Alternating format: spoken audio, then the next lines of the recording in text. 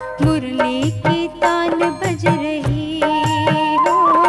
थामो इस वेग को, जगा लो विवेक, सारे जग का कर्णधार हो। मुरली की तान बज रही हो। ओम शांति। आज प्यारे बाप दादा के अनमोल मधुर महावाक्य हैं 6 फरवरी 2025। आज की मुरली के सार में बागवान शिव बाबा ने तकदीरवान बनने की विधि बताई। खुशबूदार फूल बनना है।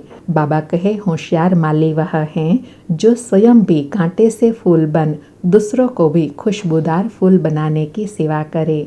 और साथ में बाबा कहे 21 पीढ़ी के लिए, 21 जन्म के लिए अपनी श्रेष्ठ तकदीर बनानी है तो चेक करना है मुझ में कोई अवगुण बुराई रूपी कांटा तो नहीं है जो श्रेष्ठ तकदीर को लकीर लगाए। फिर साथ में कहा कि जो तकदीरवान बच्चे हैं वह बाप को यथार्थ रीति पहचान कर उन्हें पूरी रीति याद करेंगे, उन्हें स्मृति रहेंगी। हमें स्वयं भगवान पढ़ाते हैं। नशे और खुशी में रहे सदा बाबा की महिमा के गीत गाते रहेंगे। और साथ में पुरुषार्थ बताया कि एक स्वीट बाप को, स्वीट राजाई को और स्वीट होम को अपने को आत्मा समझकर याद करना है। और स्पष्ट किया कि फूल अर्थात गुणवान देवी देवता बनना, और कांटे उनको कहेंगे जिनमें बुराई अवगुण है, जो एक दूसरों को दुख देते रहते हैं। इसलिए बाबा कहे अब दुखदाई कांटा नहीं बनना है। और दूसरी बहुत गुह्य बात बताई कि समझो क्वीन एलिजाबेथ आती हैं या कोई बड़े वीआईपी गेस्ट आते हैं तो तुम उनके सम्मान में कितनी अच्छी फूलों की माला लेकर जाते हो। और जो बाप कांटों से फूल बनाने वाले, संपन्न बनाने वाले हैं, उनको देखो तुम क्या चढ़ाते हो। अक धतूरा दूध भी चढ़ाते हो, वो भी देखो कैसा चढ़ाते हो। और लास्ट में उल्हाना देते हुए पढ़ाई और याद पर अटेंशन दिलाया। बाबा कहे तुम्हारी इस पढ़ाई में कोई भी बहाना चल नहीं सकता कि बाबा हम इतना दूर रहते हैं इसलिए रोज पढ़ने नहीं आ सकते हैं। कोई तो कहते हैं हम 10 माइल दूर रहते हैं।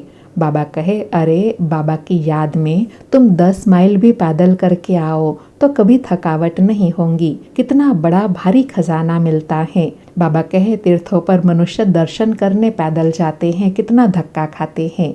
यहाँ तो एक ही शहर की बात है। तुम हमको मिलने, पढ़ाई पढ़ने 5 माइल दूर से नहीं आ सकते। वाह, भगवान स्वयं आए हैं पढ़ाने के लिए, खजाना देने के लिए, तो दौड़ दौड़ कर आना चाहिए। बाबा कहे मैं तुमको विश्व का मालिक बनाने आया हूँ और तुम बहाना करते हो। जो तकदीरवान होंगे वह कभी पढ़ाई में बहाना नहीं करेंगे। सुनते हैं आज के प्यारे बाप दादा के मधुर महावाक्य।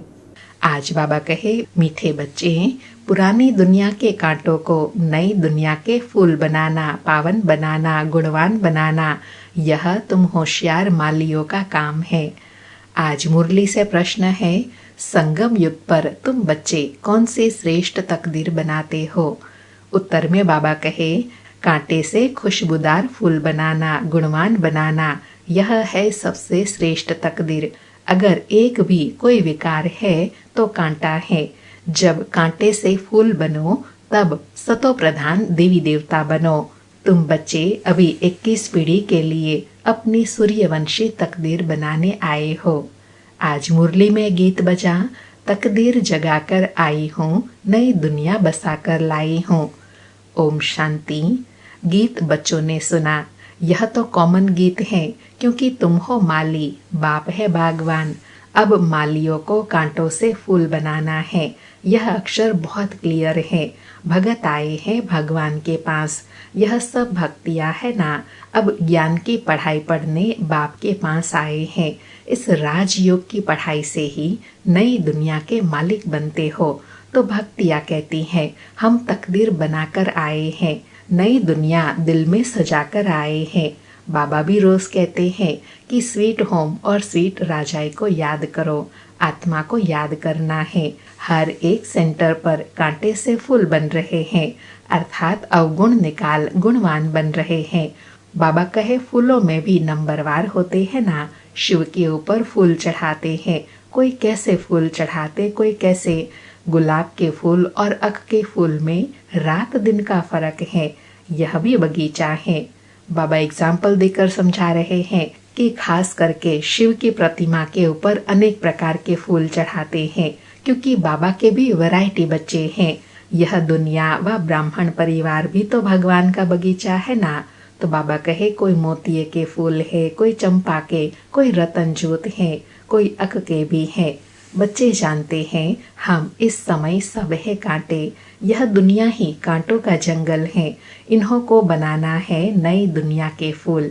इस पुरानी दुनिया में है कांटे, तो गीत में भी कहते हैं हम बाप के पास आए हैं पुरानी दुनिया के कांटे से नई दुनिया का फूल बनने। जो बाप नई दुनिया स्थापन कर रहे हैं, कांटों से फूल अर्थात देवी देवता बनना है। जो बाप नई दुनिया स्थापन कर रहे हैं, कांटे से फूल अर्थात देवी देवता बनना है।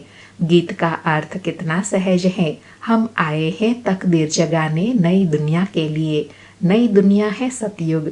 कोई की सतो प्रधान तकदीर है, कोई की रजो, कोई की तमो। कोई सूर्यवंशी राजा बनते हैं, कोई प्रजा बनते हैं, कोई प्रजा के भी नौकर चाकर बनते हैं। बाबा कहे यहाँ कितनी ऊंच तकदीर बनती है और कितने वैरायटी बच्चे हैं। हर एक अपने पुरुषार्थ से अपनी तकदीर बनाते हैं। बाबा कहे यह नई दुनिया की राजाई स्थापन हो रही है। स्कूल में तकदीर जगाने जाते हैं ना, यहाँ है नई दुनिया की बात। इस पुरानी दुनिया में क्या तकदीर बनाएंगे? तुम भविष्य नई दुनिया में देवता बनने की तकदीर बना रहे हो, जिन देवताओं को सभी नमन करते आए हैं। हम ही सो फिर देवता पूज्य थे, फिर हम ही पुजारी बने हैं। 21 जन्म का वर्षा बाप से मिलता है, जिससे 21 पीढ़ी कहा जाता है। पीढ़ी वृद्ध अवस्था तक को कहा जाता है। बाबा कहे 21 पीढ़ी का सुख मिलता है। यह क्यों कहा जाता है? क्योंकि पीढ़ी अर्थात जन्म से लेकर पूरी आयु होने तक सुख रहता है। बाप 21 पीढ़ी का वर्षा देते हैं, क्योंकि युवा अवस्था में व बचपन में बीच में अकाले मृत्यु कभी होता नहीं। इसलिए उनको सतयुग को कहा जाता है अमर लोक। यह है मृत्यु लोक, रावण राज्य। यहाँ हर एक में विकारों की प्रवेशता है। जिसमें कोई एक भी विकार है तो कांटे हुए ना। बाप समझेंगे माली बच्चे रॉयल खुशबूदार फूल बनना नहीं जानते हैं। माली अच्छा होगा तो अच्छे अच्छे फूल तैयार करेंगे। विजय माला में पिरोने लायक फूल चाहिए। बाबा कहे बच्चों को माली बन करके अनेक आत्माओं में गुण और विशेषताएं भरनी है और विजय माला में पिरोने के लायक बनना है। बाबा कहे देवताओं के पास अच्छे अच्छे फूल ले जाते हैं ना। समझो क्वीन एलिजाबेथ आती है तो एकदम फर्स्ट क्लास फूलों की माला बनाकर ले जाएंगे। यहाँ के मनुष्य तो है तमो प्रधान। शिव के मंदिर में भी जाते हैं, समझते हैं ये भगवान है। ब्रह्मा विष्णु शंकर को तो देवता कहते हैं, शिव को भगवान कहेंगे तो वह ऊंचते ऊंचा हुआ ना। अब शिव के लिए कहते हैं धतूरा खाता था, भांग पीता था, कितनी ग्लानि करते हैं। फूल भी अक के ले जाते हैं। अब ऐसा परमपिता परमात्मा उनके पास क्या ले जाते हैं? तमो प्रधान कांटों के पास अर्थात मनुष्यों के पास तो फर्स्ट क्लास फूल ले जाते हैं और शिव के मंदिर में अर्थात भगवान के पास क्या ले जाते हैं? दूध भी कैसा चढ़ाते हैं?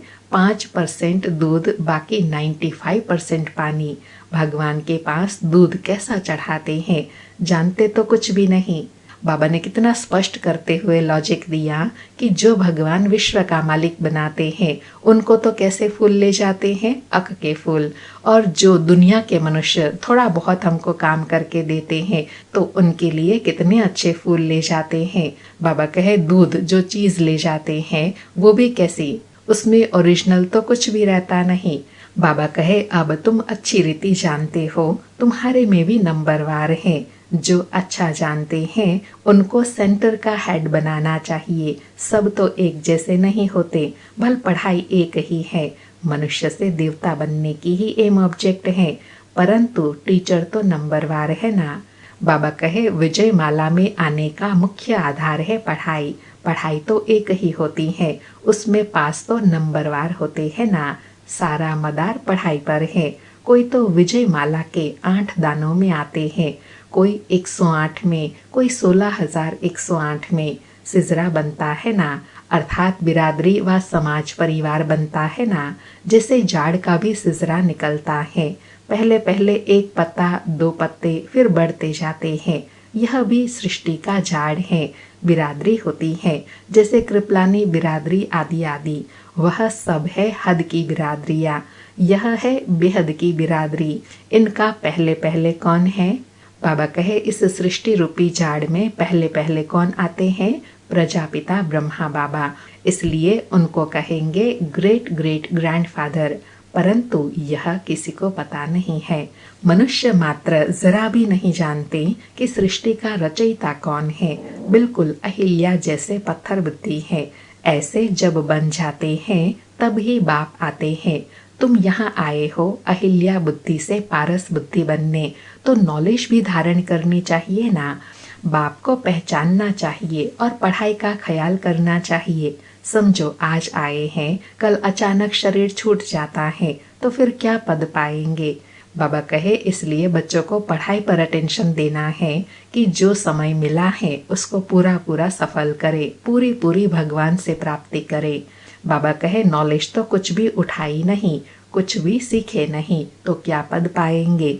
दिन प्रतिदिन जो देरी से शरीर छोड़ते हैं उनको टाइम तो थोड़ा मिलता है, क्योंकि टाइम तो कम हो जाता है। उसमें जन्म ले क्या करेंगे? बाबा कहे, अभी पहले से ही समय कम है, और अगर इतने थोड़े समय में शरीर छोड़ेंगे और फिर जन्म लेंगे तो फिर क्या पुरुषार्थ कर पाएंगे? इसलिए बाबा ने कुछ समय पहले कहा था ना कि इसे शरीर द्वारा ही पुरुषार्थ करना है, इसलिए इसकी संभाल भी करनी है, मोह भी नहीं रखना है। बाबा कहे, हाँ, तुम्हारे से जो जाएंगे तो कोई अच्छे घर में जन्म लेंगे, संस्कार ले जाते हैं, तो वहाँ आत्मा जट जाग जाएंगी, शिव बाबा को याद करने लगेंगी। संस्कार ही नहीं पड़े हुए होंगे तो कुछ भी नहीं होगा। इसको बहुत महीनता से समझना होता है। अंडरलाइन। बाबा कहे, यह सब गुह्य बातें बहुत महीनता से गहराई से समझना है। माली अच्छे अच्छे फूलों को ले आते हैं तो उनकी महिमा भी गाई जाती है। फूल बनाना तो माली का काम है ना। ऐसे बहुत बच्चे हैं जिनको बाबा को याद करना आता नहीं है। तकदीर के ऊपर है ना, तकदीर में नहीं है तो कुछ भी समझते नहीं। तकदीरवान बच्चे तो बाप को यथार्थ रीति पहचान कर उन्हें पूरी रीति याद करेंगे। बाप के साथ साथ नई दुनिया को भी याद करते रहेंगे। गीत में भी कहते हैं ना, हम नई दुनिया के लिए नई तकदीर बनाने के लिए आए हैं। 21 जन्म लिए बाप से राज्य भाग्य लेना है। इस नशे और खुशी में रहो तो ऐसे ऐसे गीत का अर्थ इशारे से समझ जाए।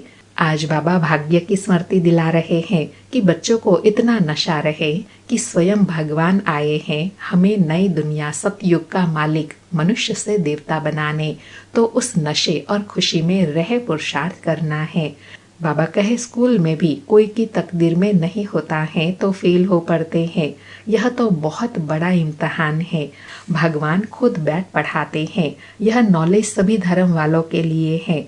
बाप कहते हैं, अपने को आत्मा समझ मुझ एक बाप को याद करो। तुम जानते हो किसी भी देहधारी मनुष्य को भगवान नहीं कह सकते। ब्रह्मा विष्णु शंकर को भी भगवान नहीं कहेंगे, वह भी सूक्ष्म वतनवासी देवताएं हैं। यहाँ है मनुष्य, यहाँ देवताएं नहीं है। यह है मनुष्य लोक। यह लक्ष्मी नारायण आदि देवी गुण वाले मनुष्य हैं, जिसको डिटिज्म कहा जाता है। सतयुग में सभी देवी देवता हैं। सूक्ष्म वतन में है ब्रह्मा विष्णु शंकर। गाते भी हैं ब्रह्मा देवताय नमः, विष्णु देवताय नमः। फिर कहेंगे शिव परमात्माय नमः। शिव को देवता नहीं कहेंगे और मनुष्य को फिर भगवान नहीं कह सकते। बाबा कहे, तीनों में ही अंतर है। भगवान अलग है, देवता अलग है, मनुष्य अलग है। मनुष्य और देवताओं में इतना अंतर है गुणों का, बस। तो बाबा कहे, 3 फ्लोर है ना, हम हैं 3rd फ्लोर परम धाम पर। सतयुग के जो देवी गुण वाले मनुष्य हैं वही फिर आसुरी गुण वाले बन जाते हैं। माया का ग्रहण लगने से काले हो जाते हैं। जिसे चंद्रमा को भी ग्रहण लगता है ना, वह है हद की बातें। यह है बेहद की बात। बेहद का दिन और बेहद की रात। गाते भी हैं ब्रह्मा का दिन और ब्रह्मा की रात। तो बाबा कहे दिन सतयुग में आत्मा पर बृहस्पति की दशा रहती है और रात द्वापर कलयुग में आत्मा पर राहु की दशा बैठ जाती है, अर्थात अवगुण बुराइयां घर कर जाते हैं। तो बाबा कहे तुमको अभी एक बाप से ही पढ़ना है, बाकी सब कुछ भूल जाना है। बाप द्वारा पढ़ने से तुम नई दुनिया के मालिक बनते हो। यह सच्ची सच्ची गीता पाठशाला है। पाठशाला में हमेशा नहीं रहते। बाबा कहे मनुष्य समझते हैं भक्ति मार्ग भगवान से मिलने का मार्ग है। जितना बहुत भक्ति करेंगे तो भगवान राजी होगा और आकर फल देगा। यह सब बातें तुम ही अब समझते हो। भगवान एक हैं जो फल अभी दे रहे हैं। जो पहले पहले सूर्यवंशी पूज्य थे उन्होंने ही सबसे जास्ती भक्ति की है, वही यहाँ आएंगे। तुमने ही पहले पहले शिव बाबा की अव्यभिचारी भक्ति की है, तो जरूर तुम ही पहले पहले भगत ठहरे, फिर गिरते गिरते तमो प्रधान बन जाते हो। आधा कल्प तुमने भक्ति की है, इसलिए तुमको ही पहले ज्ञान देते हैं। तुम्हारे में भी नंबरवार है। तुम्हारी इस पढ़ाई में यह बहाना नहीं चल सकता कि हम दूर रहते हैं इसलिए रोज नहीं पढ़ सकते। कोई कहते हैं हम 10 माइल दूर रहते हैं। अरे बाबा कहे अरे बाबा की याद से तुम 10 माइल भी पैदल करके आओ तो कभी थकावट नहीं होगी। कितना बड़ा खजाना लेने जाते हो। अंडरलाइन बाबा कहे अगर तुम बच्चे याद में रहकर कितना भी मुश्किल कार्य हो वह करेंगे, वो भी सहज हो जाएगा। बाबा कहे तीर्थों पर मनुष्य दर्शन करने लिए पैदल जाते हैं, कितना धक्का खाते हैं। यह तो एक ही शहर की बात है। बाप कहते हैं मैं इतना दूर से आया हूँ, तुम कहते हो घर 5 माइल दूर है।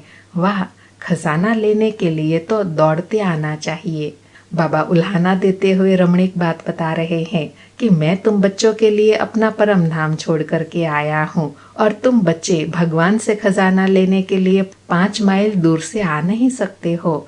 बाबा कहे अमरनाथ पर सिर्फ दर्शन करने के लिए कहाँ कहाँ से जाते हैं। यहाँ तो अमरनाथ शिव बाबा स्वयं पढ़ाने आए हैं। तुमको विश्व का मालिक बनाने आया हूँ, तुम बहाना करते रहते हो। सवेरे अमृत वेले तो कोई भी आ सकते हैं, उस समय कोई डर नहीं है, कोई तुमको लूटेंगे नहीं। अगर कोई चीज जेवर आदि होंगे तो छीनेंगे। चोर को चाहिए ही धन पदार्थ, परंतु किसी की तकदीर में नहीं है तो फिर बहाने बहुत बनाते हैं। पढ़ते नहीं तो अपना पद गवा देते हैं। बाप आते भी भारत में हैं।